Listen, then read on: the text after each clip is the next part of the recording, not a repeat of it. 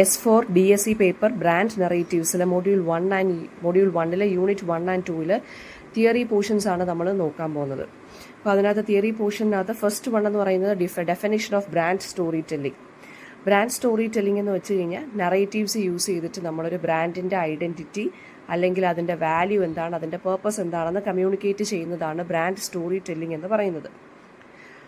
അപ്പോൾ brand story telling എന്ന് പറയുമ്പോൾ നമ്മൾ ജസ്റ്റ് പ്രോഡക്ട്സ് വിൽക്കുകയോ ഒന്നുമല്ല, നമുക്ക് ഓഡിയൻസുമായിട്ട് ഒരു ഇമോഷണൽ കണക്ഷനും, അതായത് ഓഡിയൻസ് പ്രോഡക്ട്സും തമ്മിലൊരു ഇമോഷണൽ കണക്ഷൻ നമുക്ക് എങ്ങനെ ക്രിയേറ്റ് ചെയ്തെടുക്കാം, അതാണ് ശരിക്കും പറഞ്ഞാൽ ബ്രാൻഡ് സ്റ്റോറി ടെല്ലിംഗ് എന്നുള്ള പ്രോസസ്സിൽ ഹാപ്പൻ ചെയ്യുന്നത്. ഒരു നല്ല സ്ട്രോങ് ബ്രാൻഡ് ആണെന്നുണ്ടെങ്കിൽ ആ ഒരു ബ്രാൻഡ് സ്റ്റോറി ടെല്ലിംഗ് അല്ലെങ്കിൽ ആ ഒരു നെറേറ്റീവിനകത്ത് നല്ല ക്യാരക്ടേഴ്സ് അല്ലെങ്കിൽ കോൺഫ്ലിക്റ്റ് ആൻഡ് ഒരു റെസൊല്യൂഷൻ കാണും.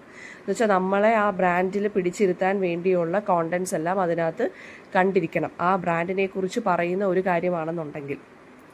അപ്പോൾ ബ്രാൻഡിൻ്റെ ഒറിജിൻ അല്ലെങ്കിൽ ബ്രാൻഡിൻ്റെ മിഷൻ എന്താണ്, അതിൻ്റെ വിഷൻ എന്താണ് എന്നുള്ളതൊക്കെ അതിനകത്ത് റിഫ്ലക്റ്റ് ചെയ്ത് കാണണം. ഫോർ എക്സാമ്പിൾ നൈക്കിയുടെ ആ ഒരു ആഡ് ആണെന്നുണ്ടെങ്കിൽ അല്ലെങ്കിൽ ബ്രാൻഡ് ആണെന്നുണ്ടെങ്കിൽ ജസ്റ്റ് ഡൂ ഇറ്റ് എന്നുള്ള ടാഗ് ലൈൻ വെച്ചിട്ടാണ് അവർ പറയുന്നത്, അല്ലേ? അപ്പോൾ അതിനകത്തെല്ലാം ഉണ്ട്. അപ്പോൾ അവരുടെ പരസ്യമാണെന്നുണ്ടെങ്കിൽ അവരുടെ ബ്രാൻഡിനെ കുറിച്ചുള്ള വല്ല സ്റ്റോറി അല്ലെങ്കിൽ നറേഷൻ ആണെന്നുണ്ടെങ്കിലും അതിൻ്റെ താഴെ ജസ്റ്റ് ഡൂ ഇറ്റ് എന്നാണ് കിടക്കുന്നത്. സ്റ്റോറീസ് ശരിക്കും പറഞ്ഞാൽ സ്റ്റോറീസിലൂടെയാണ് ബ്രാൻഡിൻ്റെ നറേഷൻ പോയിക്കൊണ്ടിരിക്കുന്നതെന്നുണ്ടെങ്കിൽ ഓഡിയൻസിന് പെട്ടെന്ന് ആ ബ്രാൻഡിനെ റിമെമ്പർ ചെയ്യാൻ സാധിക്കും. ആൻഡ് നമുക്ക് വേറെ അഡ്വർടൈസ്മെൻറ്റ്സുമായിട്ട് കമ്പയർ ചെയ്യാൻ സാധിക്കും. അപ്പോൾ ബ്രാൻഡ് സ്റ്റോറി ടെല്ലിംഗ് എന്ന് പറയുമ്പോൾ ആഡ്സിൻ്റെ രൂപത്തിൽ വരാം, സോഷ്യൽ മീഡിയയിൽ, വെബ്സൈറ്റിൽ അല്ലെങ്കിൽ വീഡിയോസിൻ്റെ രൂപത്തിൽ പല പ്ലാറ്റ്ഫോംസിലാണ് ഇത് വരുന്നത്. അപ്പോൾ എന്തുകൊണ്ടാണ് ഈ ബ്രാൻഡ് എക്സിസ്റ്റ് ചെയ്യുന്നതെന്നാണ് നമ്മൾ ശരിക്കും പറഞ്ഞാൽ ഇതിനകത്തൂടെ കാണിക്കേണ്ടത്. ഓക്കെ, അല്ലാതെ എന്തുകൊണ്ട് നമ്മൾ സെല്ല് ചെയ്യുന്നു എന്നുള്ളതല്ല, and why this brand still exist എന്നുള്ളതാണ് അതിൻ്റെ ഇമ്പോർട്ടൻസ് കാണിക്കേണ്ടത്. എക്സാമ്പിൾ എന്ന് പറയുമ്പോൾ ആപ്പിളിൻ്റെ പ്രോഡക്ട്സ്, അല്ലേ? അപ്പോൾ ആപ്പിളിൻ്റെ പ്രോഡക്ട്സിനകത്ത് അവരെപ്പോഴും പറയുന്നത് ക്രിയേറ്റിവിറ്റി ആൻഡ് ഇന്നോവേഷൻ എന്നാണ്, അല്ലാതെ പ്രോഡക്റ്റിൻ്റെ സ്പെക്സ് മാത്രം അല്ലെങ്കിൽ സ്പെസിഫിക്കേഷൻസ് മാത്രമല്ല നമ്മൾ പറയുന്നത് അതിനകത്ത്. അപ്പോൾ ബ്രാൻഡ് സ്റ്റോറി ടെല്ലിംഗ് എന്ന് പറയുമ്പോൾ ഒരു emotional connection between the brand അല്ലെങ്കിൽ the product and the audience create ചെയ്യാൻ സാധിക്കുക, and why it still exist എന്നുള്ളതിൻ്റെ ഇമ്പോർട്ടൻസ് കാണിക്കാൻ ശ്രമിക്കുക. നെക്സ്റ്റ് വരുന്നത് ബ്രാൻഡ് സ്റ്റോറി ടെല്ലിങ്ങിൽ റിസർച്ചിൻ്റെ റോൾ എന്താണ്, അതായത് ഈ ഓഡിയൻസിൻ്റെ നീഡ്സും വാല്യൂവും ബിഹേവിയറും അനുസരിച്ച് വേണം നമ്മൾ ഓരോ ബ്രാൻഡിനെയും നമ്മൾ പ്രൊമോട്ട് ചെയ്യാൻ. സോ അതിൽ നമ്മൾ എന്തൊക്കെ കാര്യങ്ങൾ ശ്രദ്ധിക്കണം എന്നുള്ളതാണ് നമ്മൾ നോക്കേണ്ടത്. അതായത് കസ്റ്റമറിൻ്റെ പോയിന്റ് ഓഫ് വ്യൂയിലൂടെ നമ്മൾ കാര്യങ്ങൾ മനസ്സിലാക്കാൻ ശ്രമിക്കുക. അതായത് how to address the customers. Okay, അതായത് ഈ ഒരു പ്രോഡക്റ്റിനെ കുറിച്ച് എങ്ങനെ നമുക്ക് കസ്റ്റമേഴ്സിൻ്റെ ഇടയിൽ ഒരു ഇമ്പാക്റ്റ് ഉണ്ടാക്കി എടുക്കാം എന്നുള്ളതിനെ കുറിച്ചുള്ള റിസർച്ച് എങ്ങനെ വേണം. അപ്പം അതെങ്ങനെയാണെന്ന് വെച്ച് കഴിഞ്ഞാൽ കോമ്പറ്റീറ്റേഴ്സിൻ്റെ സ്ട്രാറ്റജീസ് നമ്മൾ നോക്കുക. ആ ബ്രാൻഡിനെ, ആ ഒരു നമ്മുടെ പെർട്ടിക്കുലർ ബ്രാൻഡിനെ എങ്ങനെ സ്റ്റാൻഡ് ഔട്ട് ചെയ്യാൻ പറ്റും എന്നുള്ളത് നോക്കുക.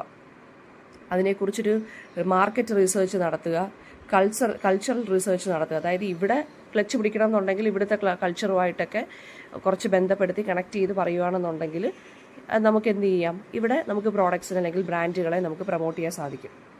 അപ്പോൾ ആ സ്റ്റോറി റെലവൻ്റ് ആണ്, ഓഡിയൻസിന് കുറച്ചും കൂടി സെൻസിറ്റീവായിട്ട് അല്ലെങ്കിൽ ഒരു ഇമോഷണൽ കണക്ഷൻ ഫീൽ ചെയ്യുന്ന രീതിയിൽ കാണിക്കുക. അപ്പോൾ അതിന് നമ്മൾ മാർക്കറ്റിൽ പൊതുവേ എങ്ങനെയാണ് ഇങ്ങനെയുള്ള പ്രോഡക്ട്സിനെ വിൽക്കുന്നതെന്നും അതിനെക്കുറിച്ചൊരു റിസർച്ച് നടത്തുക, കൾച്ചറൽ റിസർച്ചും നടത്തുക. അത് രണ്ടും ഇമ്പോർട്ടൻ്റ് ആണ്.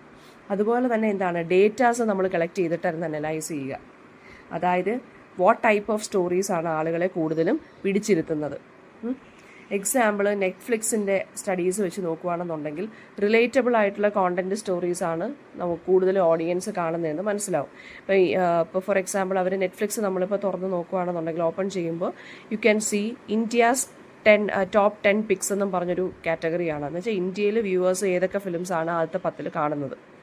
അപ്പോൾ അങ്ങനെ കാണുന്നതെന്ന് വെച്ചാൽ അപ്പം നമ്മൾ ഓട്ടോമാറ്റിക്കലി ഒരു ഇന്ത്യക്കാരൻ അതായിരിക്കും കൂടുതൽ സെർച്ച് ചെയ്യുന്നതോ, ഇന്ത്യയിൽ ഇത് ഇത്രയും മൂവീസ് കണ്ടിട്ടുണ്ട്, സോ ലെറ്റ്സ് വാച്ച് ഇറ്റ് എന്ന് പറഞ്ഞുള്ളൊരു ഇതിലായിരിക്കും നമ്മൾ ആ മൈൻഡ് സെറ്റോട് കൂടി ഇരുന്ന് കാണും.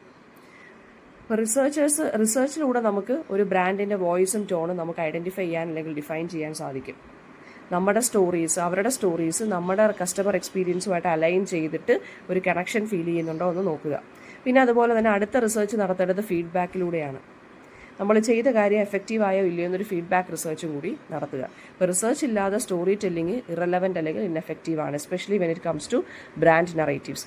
കൾച്ചറൽ റിസർച്ച് നടത്തുക, മാർക്കറ്റ് റിസർച്ച് നടത്തുക, ഒരു ഫീഡ്ബാക്ക് റിസർച്ച് നടത്തുക. നെക്സ്റ്റ് ബ്രാൻഡ് ലാംഗ്വേജ് ആണ്. അതായത് നമ്മൾ സ്റ്റോറി പറയുമ്പോൾ, ബ്രാൻഡിനെ കുറിച്ചുള്ള സ്റ്റോറീസ് നമ്മൾ വിഷ്വലൈസ് ചെയ്ത് പറയുമ്പോൾ അതിൻ്റെ ലാംഗ്വേജ് എങ്ങനെ ആയിരിക്കണം എന്ന് വെച്ചാൽ അതിൻ്റെ സ്റ്റൈല്, ടോൺ ആൻഡ് വൊക്കാബുലറി എങ്ങനെ ആയിരിക്കണം. ഇപ്പോൾ ആപ്പിളിൻ്റെ എന്ന് വെച്ചാൽ ക്രിയേറ്റിവിറ്റി ആൻഡ് ഇന്നോവേഷൻ, നൈക്കിയുടെ ആണെങ്കിൽ ജസ്റ്റ് ഡു ഇറ്റ് എന്നുള്ളൊരു ടാഗ് ലൈൻ. അപ്പോൾ അത് എങ്ങനെയാണ്, അത് വളരെ എന്ന് വെച്ചാൽ ആ ഒരു ബ്രാൻഡിൻ്റെ എയിം എന്താണ് അല്ലെങ്കിൽ ഫോക്കസ് എന്താണെന്നുള്ളത് ഓപ്പണായിട്ട് പറയുകയും വേണം, ഒരു കൺഫ്യൂഷൻസ് ക്രിയേറ്റ് ചെയ്യുകയും ചെയ്യരുത്. അപ്പോൾ ബ്രാൻഡിൻ്റെ പേഴ്സണാലിറ്റിയാണ് കാണിക്കേണ്ടത്. ഫ്രണ്ട്ലി ആണോ, ഫോർമൽ ആണോ, ഹ്യൂമറസ് ആണോ, കൺസിസ്റ്റൻ്റ് ആയിട്ടുള്ള ലാംഗ്വേജ് വേണം യൂസ് ചെയ്യാൻ. അതായത് സ്ലോഗൻസും ടാഗ് ലൈൻസും മെസ്സേജും സ്റ്റൈലിങ്ങും ഒക്കെ നമ്മൾ നല്ല രീതിയിൽ കറക്റ്റായിട്ട് നോക്കുക. ഇപ്പോൾ കൊക്കക്കോളയുടെ ആണെന്നുണ്ടെങ്കിൽ വളരെ പോസിറ്റീവായിട്ടുള്ളൊരു ജോയ്ഫുൾ ഹാപ്പി ലാംഗ്വേജിലാണ് എഴുതിയിരിക്കുന്നത്. ഓപ്പൺ ഹാപ്പിനെസ് എന്നാണ് അതിൻ്റെ ടാഗ് ലൈൻ. അപ്പോൾ ബ്രാൻഡിൻ്റെ ലാംഗ്വേജ് ഓഡിയൻസിൻ്റെ എക്സ്പെക്റ്റേഷൻസുമായിട്ട് ഒരു മാച്ച് ഉണ്ടായിരിക്കണം, കൺസിസ്റ്റൻറ്റും ആയിരിക്കണം.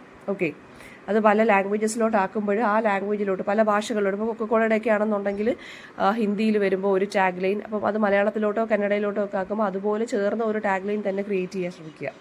ഇമോഷണൽ ആയിട്ടുള്ള വേർഡ്സ് ഒക്കെ ആണെന്നുണ്ടെങ്കിൽ അത് നല്ല രീതിയിൽ കൺസ്യൂമേഴ്സിനെ എഫക്റ്റ് ചെയ്യും, അല്ലേ, ഓഡിയൻസിന് കുറച്ചും കൂടി എൻഗേജിങ് ആയിട്ട് തോന്നും. ഇനി എങ്ങനെ നമുക്ക് സ്റ്റോറീസ് ക്രിയേറ്റ് ചെയ്യാം, അല്ലെങ്കിൽ കോണ്ടന്റ് മാർക്കറ്റിംഗ് എങ്ങനെയായിരിക്കണം. കോണ്ടന്റ് മാർക്കറ്റിംഗ് എന്ന് വെച്ച് കഴിഞ്ഞാൽ എന്താണ്, പ്രൊമോഷണൽ കോണ്ടന്റ്സ് നമുക്ക് ഫോക്കസ് ചെയ്യുന്നതാണ് കോണ്ടന്റ് മാർക്കറ്റിംഗ് എന്ന് പറയുന്നത്. സ്റ്റോറി ടെല്ലിംഗ് എന്ന് പറയുമ്പോൾ എന്താണ്, ഇമോഷണൽ ആയിട്ടുള്ള എൻഗേജ്മെൻ്റ് ആണ് സ്റ്റോറി ടെല്ലിംഗ് എന്ന് പറയുന്നത്. കോണ്ടന്റ് മാർക്കറ്റിങ്ങിനകത്ത് വാട്ട് ആൻഡ് ഹൗ ആണെങ്കിൽ സ്റ്റോറി ടെല്ലിങ്ങിനകത്ത് വൈ എന്നുള്ള കാര്യമാണ് വരുന്നത്. ഒരു ബ്രാൻഡിനെ കുറിച്ച് നമ്മൾ കോണ്ടന്റ് മാർക്കറ്റ് ചെയ്യുകയാണെന്നുണ്ടെങ്കിലും സ്റ്റോറീസ് ക്രിയേറ്റ് ചെയ്യുന്നതാണെങ്കിൽ അത് രണ്ടാണെന്നാണ് പറഞ്ഞു വരുന്നത്. സ്റ്റോറീസ് എന്ന് വെച്ച് കഴിഞ്ഞാൽ ഇമോഷണൽ ബോണ്ട് ക്രിയേറ്റ് ചെയ്യുന്നു. കോണ്ടന്റ്സ് എന്ന് വെച്ച് കഴിഞ്ഞാൽ ഒരു ഷോർട്ട് ടേം വാല്യൂവിന് വേണ്ടി മാത്രമാണ് നമ്മൾ മാർക്കറ്റ് ചെയ്യുന്നത്. ഫോർ എക്സാമ്പിൾ, ഒരു പ്രോഡക്റ്റിൻ്റെ ഫീച്ചേഴ്സിനെ കുറിച്ച് പറയുന്നൊരു വീഡിയോ, അത് ജസ്റ്റ് കോണ്ടന്റിന് വേണ്ടി മാത്രമാണ്, അതൊരു ഇമോഷണൽ കണക്ഷൻ നമുക്ക് ഉണ്ടാക്കിയെടുക്കുന്നില്ല. പക്ഷേ ആ ഒരു പ്രോഡക്റ്റിൻ്റെ കസ്റ്റമർ ജേർണി സ്റ്റോറിയാണ് പറയുന്നതെന്നുണ്ടെങ്കിൽ അതൊരു സ്റ്റോറി ടെല്ലിംഗ് ആയിട്ട് മാറുകയാണ്. അവിടെ നമുക്ക് കസ്റ്റമേഴ്സിന് ഒരു ഇമോഷണൽ ബോണ്ട് വരാം. അപ്പോൾ റെഡ് ബുള്ളിൻ്റെയൊക്കെ ആണെന്നുണ്ടെങ്കിൽ സ്റ്റോറി ടെല്ലിങ് അവരെങ്ങനെയാണ് ചെയ്യുന്നതെന്ന് വെച്ചാൽ സ്പോർട്സ് നെറേറ്റീവ്സിലൂടെയാണ് അവർ പറഞ്ഞു പോകുന്നത്. ഇപ്പോൾ ഈ കാറിൻ്റെയൊക്കെ ആണെന്നുണ്ടെങ്കിലും അങ്ങനെ തന്നെയാണ്, അല്ലേ, ടയറിൻ്റെ പരസ്യമൊക്കെ ആണെന്നുണ്ടെങ്കിലും അങ്ങനെ തന്നെയാണ്. ജസ്റ്റ് കോണ്ടന്റ് ആ ഒരു ടയറിൻ്റെ ഇതും ഒക്കെ വെച്ചിട്ടാണ് പറയുന്നത്. അതേസമയം പിന്നെ ആ ഒരു കാറിൻ്റെ ഒറിജിൻ അല്ലെങ്കിൽ എവല്യൂഷൻ, അല്ലെങ്കിൽ ആ ടയറിൻ്റെ ആ ഒരു എവല്യൂഷനെ കുറിച്ച് പറയുന്ന ഒരു കഥ പോലെയാണ് കാണിക്കുന്നുണ്ടെങ്കിൽ അതിൻ്റെ ഇമ്പാക്റ്റ് എന്താണ്, ഡിഫറെൻ്റ് ആണ്. നെക്സ്റ്റ് വരുന്നതെന്ന് വെച്ച് കഴിഞ്ഞാൽ story telling and brand communication. അത് നമുക്ക് എങ്ങനെ ചെയ്യാം, അഡ്വർടൈസിങ്ങിലൂടെ ചെയ്യാം, PR വർക്കിലൂടെ ചെയ്യാം, ഡിജിറ്റൽ മീഡിയയിലൂടെ ചെയ്യാം. ആ ഒരു ബ്രാൻഡിൻ്റെ വാല്യൂ ഐഡൻറ്റിറ്റിയും ക്ലിയർ ആയിട്ട് നമ്മൾ കമ്മ്യൂണിക്കേറ്റ് ചെയ്തിരിക്കണം എന്നേ ഉള്ളൂ. ഇപ്പോൾ ഇമോഷണൽ ആയിട്ടുള്ള രീതിയിലാണെന്നുണ്ടെങ്കിൽ ഓഡിയൻസിന് നേരത്തെ പറഞ്ഞ പോലെ എൻഗേജ്ഡ് ആയിട്ട് ഇരിക്കാൻ പറ്റും, അല്ലേ. പിന്നെ അതുപോലെ തന്നെ സ്റ്റോറി ടെല്ലിംഗ് ചെയ്യുമ്പോൾ നമ്മൾ സെയിൽസിൽ കൂടുതൽ ഫോക്കസ് ചെയ്യരുത്, ഹ്യൂമൻ സെൻറ്റേർഡ് ആയിട്ടാണ് ഫോക്കസ് ചെയ്യേണ്ടത്. അത് ആ ബ്രാൻഡിനെ കുറച്ചും കൂടി റെക്കഗ്നൈസ് ചെയ്യാൻ വേണ്ടി സഹായിക്കും. കോംപ്ലക്സ് ആയിട്ടുള്ള കാര്യങ്ങളെ സിംപ്ലിഫൈ ചെയ്തൊരു സ്റ്റോറിയുടെ രൂപത്തിൽ പറഞ്ഞു കൊടുക്കുകയാണെന്നുണ്ടെങ്കിൽ കുറച്ചും കൂടി ഫേവറബിൾ ആയിരിക്കും. വിഷ്വൽ സ്റ്റോറി ടെല്ലിംഗ് ആയിരിക്കും കുറച്ചും കൂടി ഇമ്പാക്റ്റ് ക്രിയേറ്റ് ചെയ്യുന്നത്. ഇനി നമുക്ക് എങ്ങനെ ഇതിനെ ഓതൻറ്റിക് സ്റ്റോറീസിനെയൊക്കെ നമുക്ക് എങ്ങനെ പ്ലാൻ ചെയ്യാം, ഡെവലപ്പ് ചെയ്യാം, എൻഗേജ് ചെയ്യാം. അതായത് ഒരു സ്റ്റോറി ക്രിയേറ്റ് ചെയ്യുകയാണെന്നുണ്ടെങ്കിൽ നമ്മൾ ആദ്യമേ അതിൻ്റെ കറക്റ്റ് മെസ്സേജ് അല്ലെങ്കിൽ പേർപ്പസ് എന്താണെന്ന് നമ്മൾ ഐഡൻറ്റിഫൈ ചെയ്യുക. ടാർഗറ്റ് ഓഡിയൻസ് ആരാണെന്ന് മനസ്സിലാക്കിയെടുക്കുക. കുട്ടികൾക്ക് വേണ്ടിയാണെന്നുണ്ടെങ്കിൽ അങ്ങനെ, മുതിർന്നവർക്ക് വേണ്ടിയാണെന്നുണ്ടെങ്കിൽ അങ്ങനെ. റിലേറ്റബിൾ ആയിട്ടുള്ള ക്യാരക്ടേഴ്സിനെ ക്രിയേറ്റ് ചെയ്യുക. ഒരു ക്ലിയർ കോൺഫ്ലിക്റ്റ് അല്ലെങ്കിൽ ഒരു ചലഞ്ച് അതിനകത്ത് ഇൻക്ലൂഡ് ചെയ്യുക. ഒരു മീനിങ് ഫുൾ ആയിട്ടുള്ളൊരു സംഭവം അതിനകത്ത് ഇൻക്ലൂഡ് ചെയ്യുക. ഒതൻറ്റിസിറ്റി അല്ലെങ്കിൽ ഒറിജിനാലിറ്റി ഉണ്ടായിരിക്കണം, അല്ലേ. ജോയ്, സ്ട്രഗിൾ അല്ലെങ്കിൽ ഇമോഷണൽ ആയിട്ടുള്ള കാര്യങ്ങൾ കുറച്ചും കൂടി ഇൻവോൾവ് ചെയ്യാൻ ശ്രമിക്കുക. വീഡിയോസിൻ്റെ രൂപത്തിൽ അല്ലെങ്കിൽ പോസ്റ്റിൻ്റെ രൂപത്തിൽ അല്ലെങ്കിൽ ആഡ്സിൻ്റെ രൂപത്തിലും ക്രിയേറ്റ് ചെയ്യുക. ഇപ്പോൾ ഈ ഫേഷ്യൽ ക്രീമിൻ്റെയൊക്കെ ആണെന്നുണ്ടെങ്കിൽ നമ്മൾ കണ്ടിട്ടുള്ളതെന്ന് വെച്ചാൽ ഫെയർ ആൻഡ് ലവ്ലിയുടെയൊക്കെ പണ്ടത്തെ പരസ്യം എന്ന് വെച്ച് കഴിഞ്ഞാൽ കുറച്ച് ഡൾ സ്കിന്നുള്ളവരാണെന്നുണ്ടെങ്കിൽ അവരെ മാറ്റി നിർത്തുന്നു. സോ അവർ സങ്കടപ്പെടുന്നു. സോ അവരുടെ ഫ്രണ്ട് അല്ലെങ്കിൽ ആരെങ്കിലും ഒരാൾ റെക്കമെൻഡ് ചെയ്യുന്നു ഫെയർ ആൻഡ് ലവ്ലി യൂസ് ചെയ്യുക എന്നൊക്കെ ഉള്ളത്. അപ്പോൾ അവിടെ ഒരു ഇമോഷണൽ ആയിട്ടുള്ളൊരു ജേർണി വരുന്നുണ്ട്, അല്ലേ. അപ്പോൾ അതാണ് ഇവിടെ പറഞ്ഞേക്കുന്നത്. ഒതൻറ്റിക് ആയിട്ടുള്ള രീതിയിൽ സ്റ്റോറീസ് ക്രിയേറ്റ് ചെയ്ത് കഴിഞ്ഞാൽ ഓഡിയൻസിനെ എൻഗേജ് ചെയ്തിരുത്താൻ പറ്റും. ആൻഡ് ഓൾസോ സ്റ്റോറീസിലൂടെ ആണെന്നുണ്ടെങ്കിൽ നമുക്ക് ആ ബ്രാൻഡിൻ്റെ ട്രസ്റ്റ്, ക്വാളിറ്റി, സസ്റ്റൈനബിലിറ്റി ഇങ്ങനെയുള്ള വാല്യൂസിനെ നമ്മൾ പ്രൊമോട്ട് ചെയ്യാൻ ശ്രമിക്കുക. ബ്രാൻഡിൻ്റെ ബിലീവ്സിനെ നമ്മൾ ഐഡൻറ്റിഫൈ ചെയ്ത് കസ്റ്റമേഴ്സിനെ അതുമായിട്ട് കണക്ട് ചെയ്യാൻ ശ്രമിക്കുക. ഒരു വാല്യൂ ക്രിയേറ്റ് ചെയ്യാൻ ശ്രമിക്കുക. കസ്റ്റമേഴ്സിൻ്റെ ഇടയ്ക്ക് ഒരു ഇമോഷണൽ ലോയൽറ്റി ക്രിയേറ്റ് ചെയ്യാൻ ശ്രമിക്കുക. ഓക്കെ, അപ്പം സ്റ്റോറി ടെല്ലിംഗ് എങ്ങനെ ആയിരിക്കണം? എത്തിക്കലായിരിക്കണം. ഒരു ക്രെഡിബിലിറ്റി ഓഡിയൻസിൻ്റെ ഇടയിൽ വിശ്വാസ്യത ഉണ്ടാക്കിയെടുക്കാൻ ശ്രമിക്കണം. എന്നുവെച്ചാൽ കസ്റ്റമേഴ്സിനെ ഇൻസ്പയർ ചെയ്ത് വേണം ഇത് ചെയ്യാൻ. അപ്പോൾ ഇതാണ് ബ്രാൻഡ് എന്താ പറയുക, ബ്രാൻഡ് സ്റ്റോറി ടെല്ലിംഗ് എന്ന് പറയുന്നത്. ഇനി ബ്രാൻഡ് ലോയൽറ്റി എന്ന് വെച്ച് കഴിഞ്ഞാൽ എന്താണ്? ബ്രാൻഡിനോട് ഒരു ഇമോഷണൽ അറ്റാച്ച്മെൻറ്റ് ക്രിയേറ്റ് ചെയ്ത് കസ്റ്റമേഴ്സിനെ ലോയലാക്കി മാറ്റി ആ ബ്രാൻഡിനോട് പേഴ്സണലി കണക്റ്റഡ് ഒരു പേഴ്സണൽ കണക്ഷൻ ഫീൽ ചെയ്തെടുക്കുക. ഇപ്പോൾ നമ്മളിപ്പോൾ ജോൺസൺ ആൻഡ് ജോൺസൺസ് ഒക്കെ പണ്ട് അതായിരുന്നു കുട്ടികൾക്ക് വേണ്ടി യൂസ് ചെയ്യുന്നത്. ഇപ്പോൾ ജോൺസൺ ആൻഡ് ജോൺസൺസ് എന്ന് കാണുമ്പോഴേ നമുക്കൊരു ഇമോഷണൽ അറ്റാച്ച്മെൻ്റ് ആണ് അല്ലേ? അപ്പോൾ അതുപോലൊരു ലോയൽറ്റി ക്രിയേറ്റ് ചെയ്തെടുക്കുക. കൺസിസ്റ്റൻ്റ് ആയിട്ട് തന്നെ ട്രസ്റ്റ് ക്രിയേറ്റ് ചെയ്തെടുക്കുക ബ്രാൻഡിലൂടെ. ഇമോഷണൽ കണക്ഷൻ കൊണ്ടുവരുമ്പം കസ്റ്റമേഴ്സ് എന്ത് ചെയ്യും? റിപ്പീറ്റ് ചെയ്ത് അത് വാങ്ങിച്ചുകൊണ്ടേയിരിക്കും, നമുക്കൊരു വിശ്വാസ്യത വരുമ്പം. അപ്പോൾ ലോയൽ കസ്റ്റമേഴ്സ് ആണെന്നുണ്ടെങ്കിൽ ഈ ബ്രാൻഡിനെ ബാക്കിയുള്ളവർക്ക് റെക്കമെൻഡ് ചെയ്യുകയും ചെയ്യും. നമുക്കത് വർക്കൗട്ട് ആക്കി ബാക്കിയുള്ളവർക്ക് നമ്മൾ പറഞ്ഞു കൊടുക്കുമല്ലോ. അപ്പോൾ സ്റ്റോറി ടെല്ലിങ്ങിലൂടെ നമ്മളൊരു ബിലോങ്ങിങ് അല്ലെങ്കിൽ ഒരു ഐഡൻറ്റിറ്റി ക്രിയേറ്റ് ചെയ്തെടുക്കാൻ ശ്രമിക്കുക.